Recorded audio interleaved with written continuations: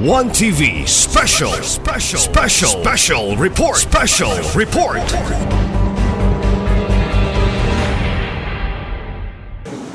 Hello, good afternoon. Merry Christmas. Thank you, Madam Chair.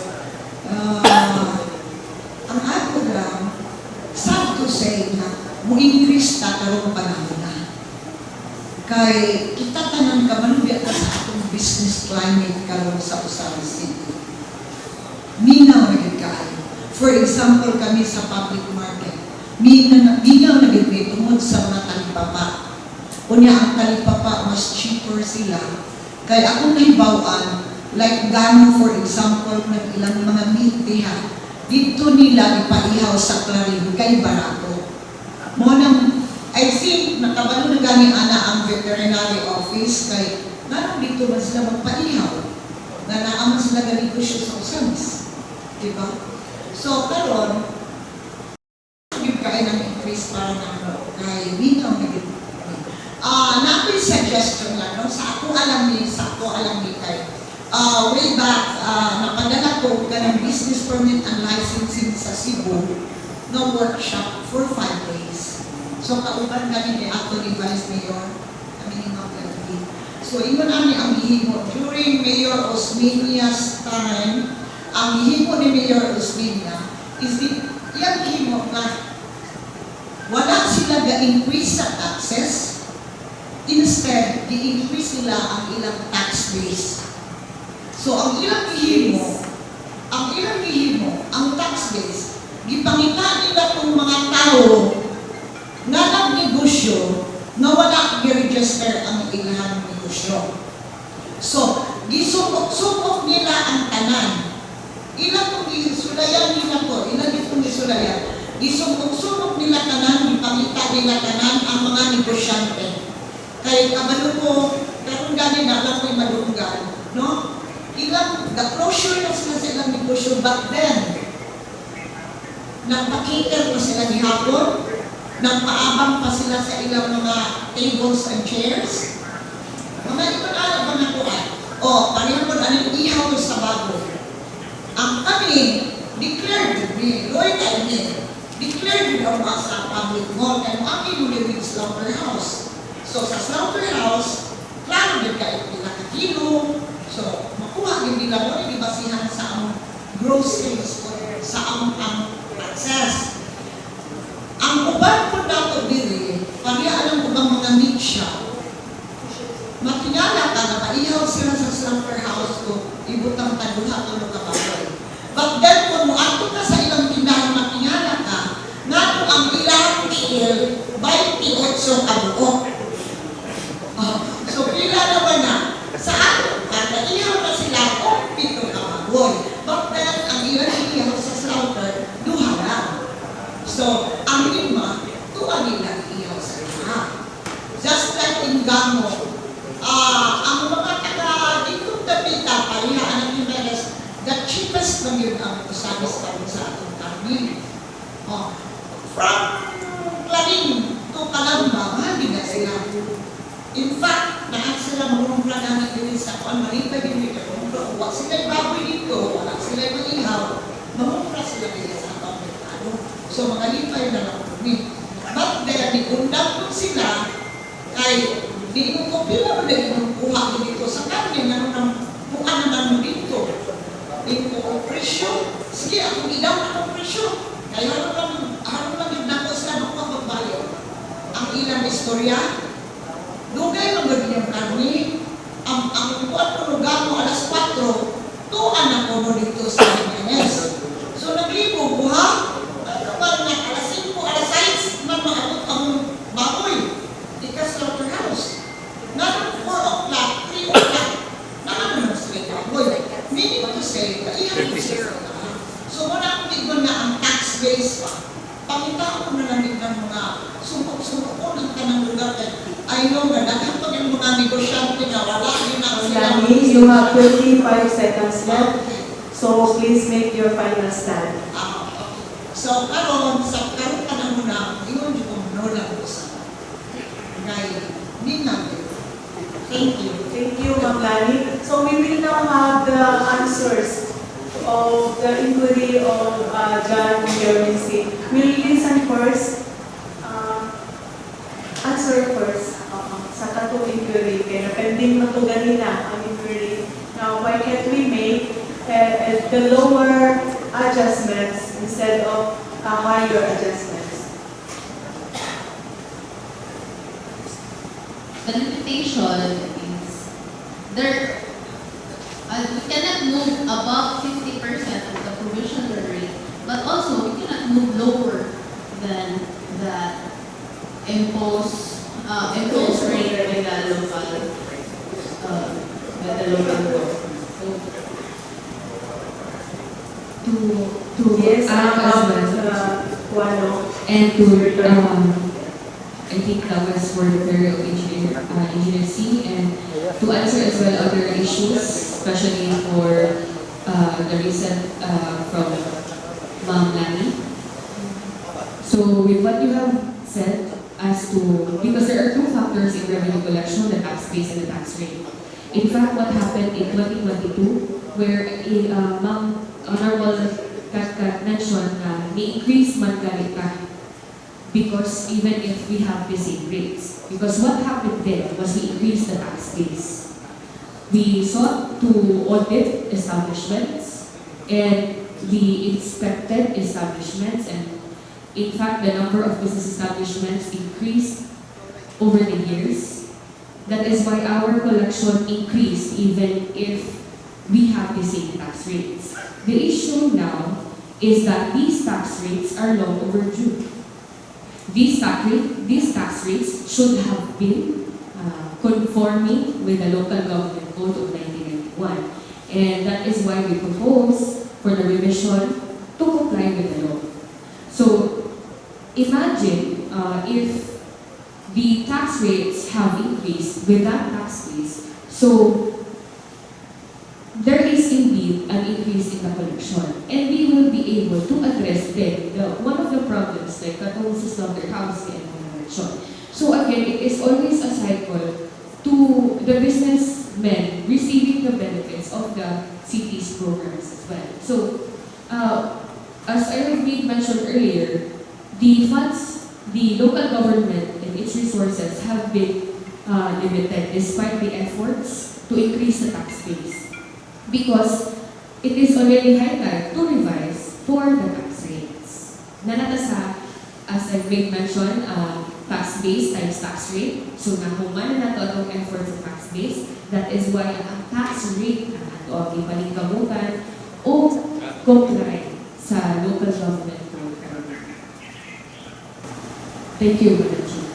So, thank you for that additional information. So, we have Sir Ejel Vidra now. If anybody of you, of us here, have questions or clarifications or confirmations regarding the law passed or the memo passed from the BLGF to our LGU of Osamis regarding the tax adjustments. And that we have already, considering that we have already have an amendment last 2020.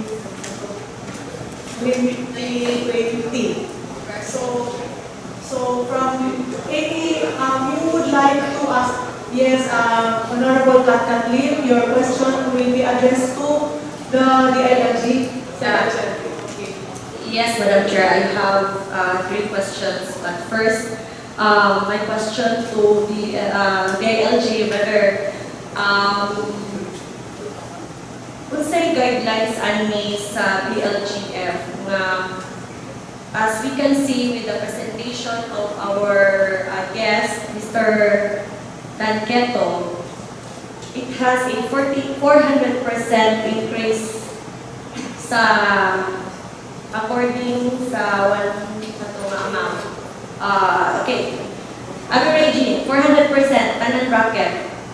It's abrupt increase. And reasonable ba ni nga mo conform ka sa aning kadako nga increase? And yes, we agree nga naamot ko po sa LGU na hard code sa mga businessman. Kay business, negosyante po ko kami sa among family nga may kuan ba ta mo ba yun nga okay na ba ni ang abrupt increase, Mr. Angel Pedra?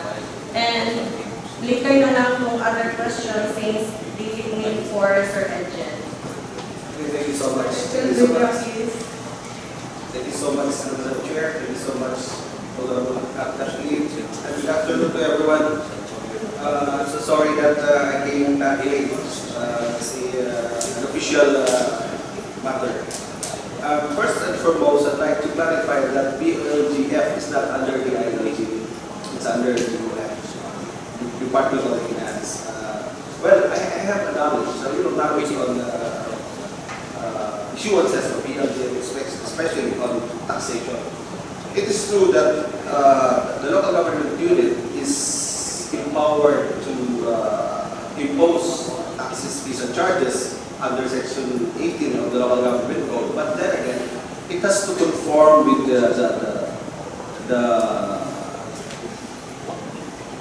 guidelines on the taxing power. I mean, because taxing is not just, it's not a more on income generating, and taxing must be just, fair, not oppressive, and reasonable.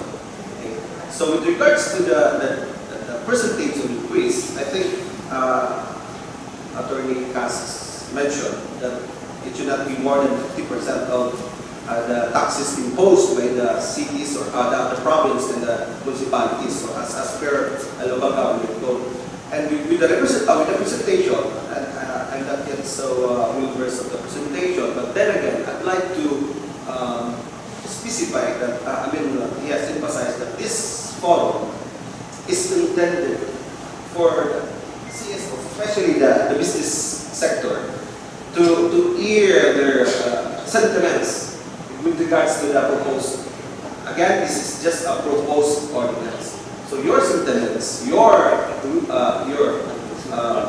recommendations, and yes, is very vital in the approval or the finality of this ordinance. So I think that would be all, Madam Chair. Thank you so much. Thank you, Mr. Angel Pedra, for that guidelines presented to us and reminding us of the functions of the different departments in the national government. So we will entertain again Mr. Percy Tanqueto.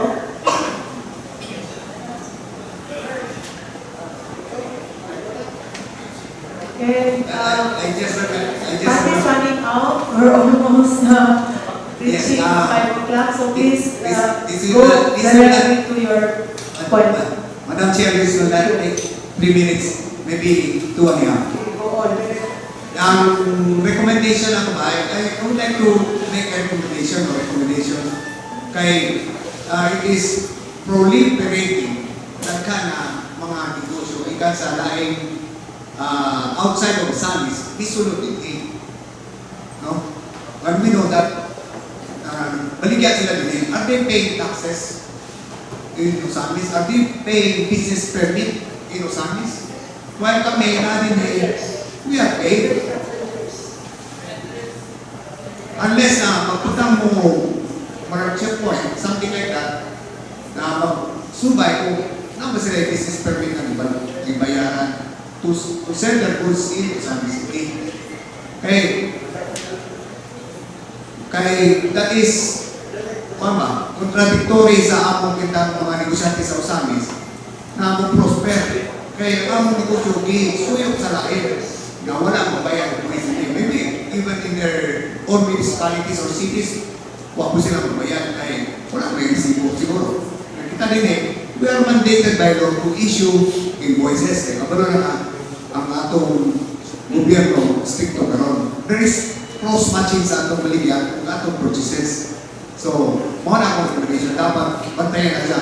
In which case, makatabang nag-generate of revenue for the city. Kanang mga rolling scores, that's in the revenue code. they are taxable.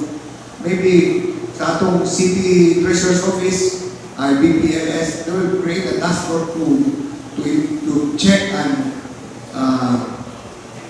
mga taxes from them. Thank you, Mr. President Tangeto. In fact, next week we will be having another public hearing on the rolling stores. Your concern on the rolling stores.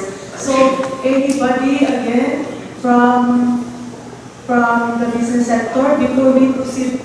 Yes, Engineer Steve, and then after Engineer John Kerwinski, Ma'am Elvitan, and before we proceed to the rounds of the comments of the city councilors. Thank you. Engineer John Kerwinski. So, good afternoon again, Madam Chair. So, Madam Chair, to reiterate my question earlier, again, That would be addressed to, whoever is in charge at the okay. Okay. So, again, in the law or the code, it says must not exceed.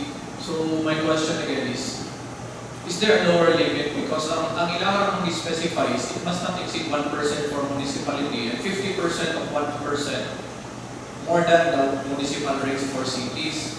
Does not dictate a lower end of that percentage.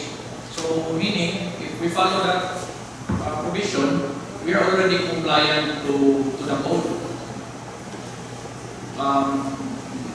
Question to the legal siguro, because it's a legality, and maybe to the DILG, if it's conforming to, even if they siya directly under DILG, I'm sure Sir Angel has knowledge on this also. So, katulad akong question, are we already conforming? Because there's no lower limit to that, just the upper limit. There is no minimum set, no, standard. Okay. While preparing and discussing for the answers, let's listen to Ma'am Elvitan first. Yeah, I would just, first, I would like to comment on the question of this Engineer Smith.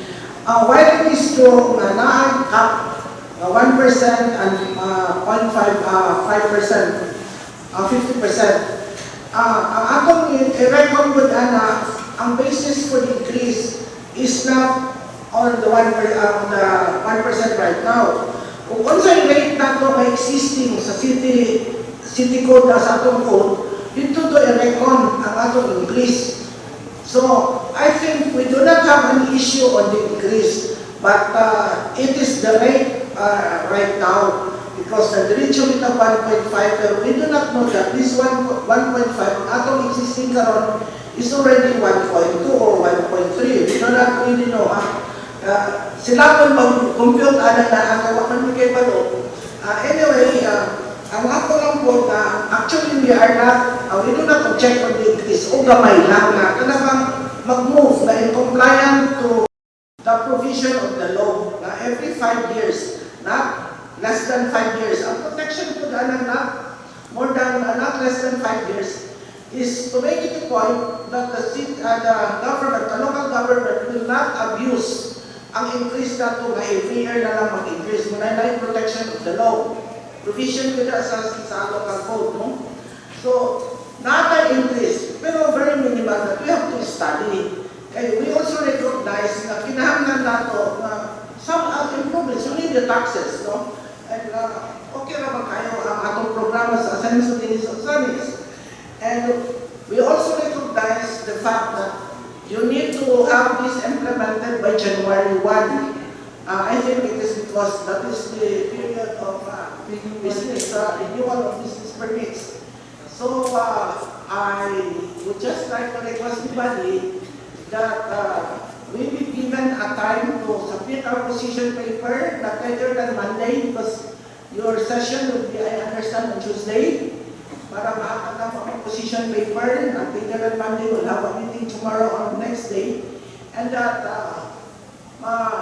taken into consideration po ang position, because every now and then when we attend the hearings, it seems that it appears to us that while we have proposals, ang parang maghapon ang original na propose ninyo sa inyong ordinance, maghapon pa matulungan, murag wa man ni nadungog, so that very serious problem on especially ang retailers na concern nato. Very serious nila.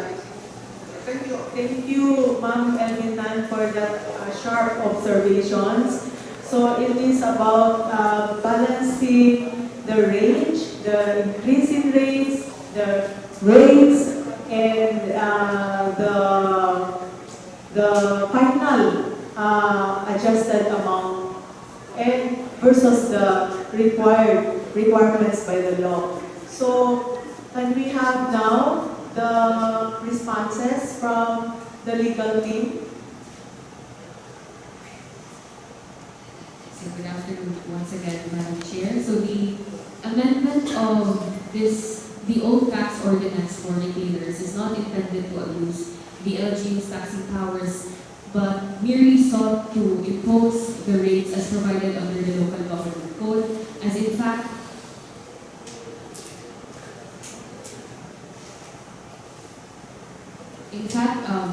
as you can,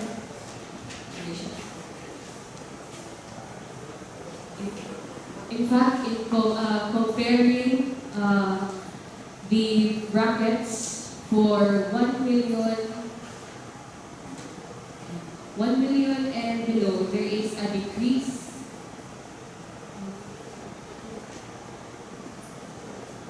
2 million. The bracket 2 million or more, but less than 3 million, there is a decrease of the tax being imposed. In comparative, like the current tax rate is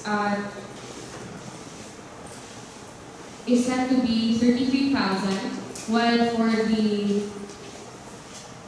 I would like also to manifest kay Madam Chair that to clarify lang, because the local treasury operations manual, which is a manual used by the local treasurers in Book 4, the interpretation of the LGFP LTO is that with the same wordings provided for under the local government code na 400,000 or less and then more than 400,000, it is interpreted as in excess of 400,000.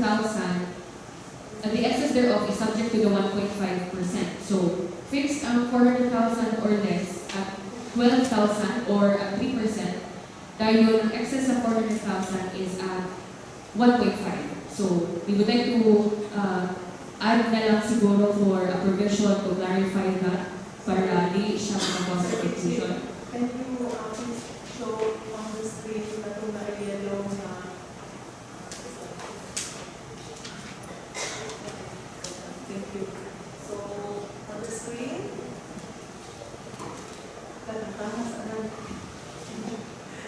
so on the screen, the computation, sample computation of the old and the new, supposedly new rates is reflected.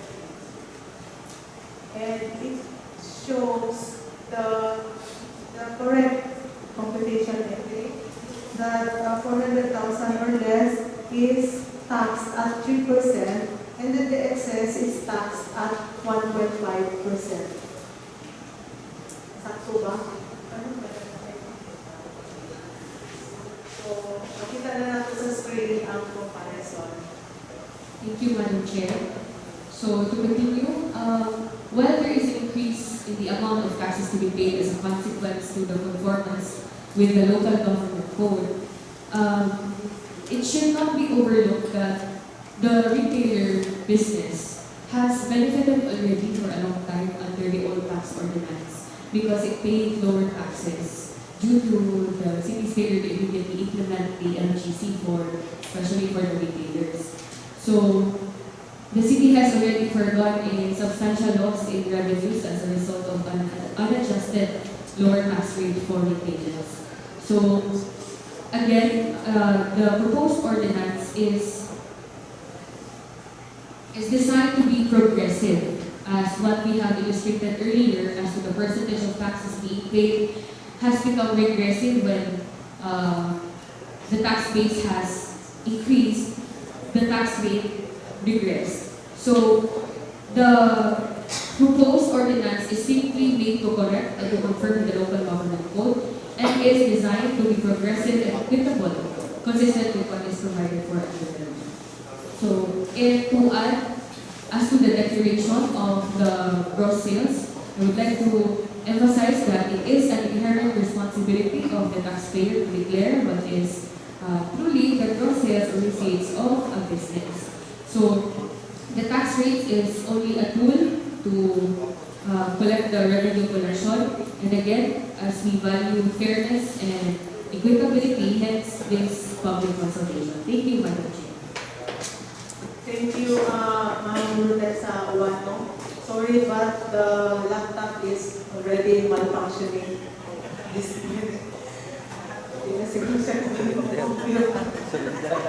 So, we will now reach the comments from the city councilors present. Before we round up the discussion, okay na ta. So we will start with Honorable Lorly Fuentes Ibres on your stand, comments, and position. Thank you, Madam Chair. Sa ako papaminaw sa mga comments, mga manifestation, sa ato ang mga legal team, sa ato ang mga businessmen. Kini siya, Madam Chair, kinahanglan may win-win solution ani. Kay kung magtanaw ta sa, maminaw ta sa gisulti ni Sir Arthur Chan, which is naabit po siya point na kung i-compare nato ang sweldoon sa uban, so which is in reality, increase yun ang atong businessmen kung dako ta o mga overhead expenses dinhi. And then which is kung maminaw po sa ato ang city treasurer, will in fact 2013 wala taga-increase. Pila na ka years. So every 5 years, nag-iingon, every 5 years, it should be na by increase based sa ato ang mandato na kinahanglan og increase. So, para aron masulbad nato ni atong mga concern, para mapadayon nato ni atong proposed ordinance, kinahanglan ra gyud og win-win solution ani. Not too high para aron ang atong mga businessmen happy pud sila na kanang tama-tama lang gyud po. So, to sum it all, Madam Chair, more gyud na for me as my own na win-win solution ra gyud daan, Madam Chair. That's all. Thank you for that, Honorable Lorly Fuentes Ibres. Next is the Honorable Catherine Lee. Thank you, Madam Chair. Sa ako alam po, dili na to siguro dali-dalion ning pag-decide tungod kay daghan tag i-consider. Unsay repercussion ani sa taas nga pag-increase sa tax. Daghan tag i-consider ang effect nato sa atong mga businessmen. Ikaduha, unsay short-term ug long-term effect ani. Yes, mo conform man jud ta sa balaod kay law-abiding citizen. Usa ta ka team, asenso team ta. Pero dapat pod nato ni estudyuhan kay lisod kaayo kung moderate ta figure ingon ana pero dili jud nato makita ang long-term effect sa ato ang business sector. Unsay effect niya sa ato ang direct consumer. And especially sa atong retailers, very thin kaayo ang sa Bisaya paginansya sa mga retailers. Kung dako kay tax, dito pagyud kuhaon sa gross. Kabalo ang yung tanan. Naalam tayo example, dili tanan pariha og ginansya. Kung kani siya 100 pesos niya ginansya niya 50 centavo, dako kaayo makuha. Or sa uban nga ng negosyo, tag 50 pesos ra ni siya pero iyang ginansya 25 reflect sa atong mga negosyante. So hinaot nga magtagbo ta with the business sector sa ato ang nag-propose sa ordinansa o kita tanan mga konsihal na mutagbo ta sa middle. Dili lang basta lang ta mo saka og taxes o pila gusto nato isaka. Yes, mo confirm man ang atong mga negosyante kay supporter gud na sa ato Pero nakita ba nato pila ka bulan from now or years from now, 2 years, mo exist pa ba ni nga negosyo? Sama sa hardware. Ang hardware kabaw mo, gagmatoy ra kayo na gina siya. Sintabo, even pharmacia, sintabo, controlled by DTI, ang uban nga retailers. So, unta, ato po, Madam Chair, hangyoon, nag-propose sa ordinansa nga ato jung tukion og ayo atong paga-estadihan kung unsa jung epekto aning atong gi-propose nga increase sa taxes. Daghang salamat, Madam Chair. Thank you, Honorable Catherine Lim. Your recommendation is noted. Next, we will listen to Honorable Jan Pel Duhay Lungsod. And please prepare the two councilors. Thank you, Honorable Presiding Officer. For me, on the part of the local government unit, first, we are Minapolan. We are on the part to it's time to amend our business tax code to sustain our mga services sa tuwang local government unit. But of course, as the mentioned and here na ito ng recommendation and other mga sentimento sa atong friends from the business sectors. In this case, hindi kita malimod na taas ang pag-increase if ever mapadayon ang kining ato ang proposed ordinance and siguro to align lang na mention ni kanina ni Congressman natin na hindi kayo siguro nato dali-dalihon. That's why we have our public hearing karon to hear also the side of the any concern ng mga business affected ng mga business ng mga establishment. But in fact, na-hear ko na ito, Honorable Presiding Officer, ang manifestation sa ang legal department, of course, our city administrator, as well as our city treasurer, nga sustain lagi sa ito ang pag-services. Gani, dili mo na ikalikod sa ito at sa Osaka City. And of course, in their province of Osaka Occidental. Tungod kay, this is where your taxes go on. They pay thoroughly sa kining ilang tax, and of course we commend sa ato mga business sectors for declaring properly sa ilang yung income. That's why for how many years na in-assume ang census office administration way back then 2019. That's why we implemented the mga kabakuhan ng projects and services to the people. And again, to end my manifestation, Madam Chair, of course, siguro taas na pagpamalandong both sides sa tuwa sa LG and of course sa business sectors.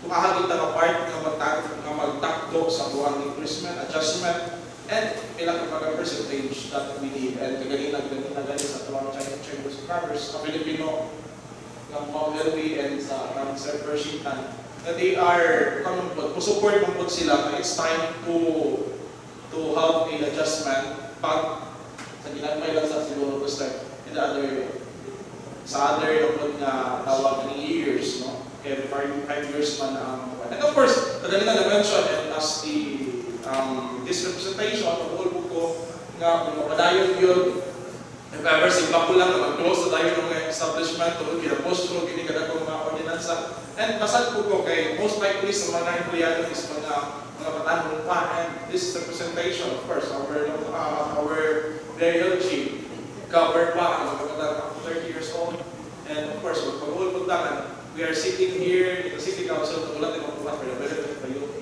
in our community. That's why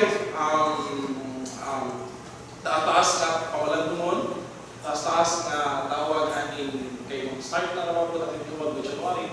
And siguro it's time na ma-focus kinatong Mayo and each councilors na parang it's time that we need word by word yun ang pag-study about this ordinance. And for me, ang maka-assure ko, especially ang mga kapatalunan, na yung high point was the establishment of this representation, na nakakanunin po sila ng part.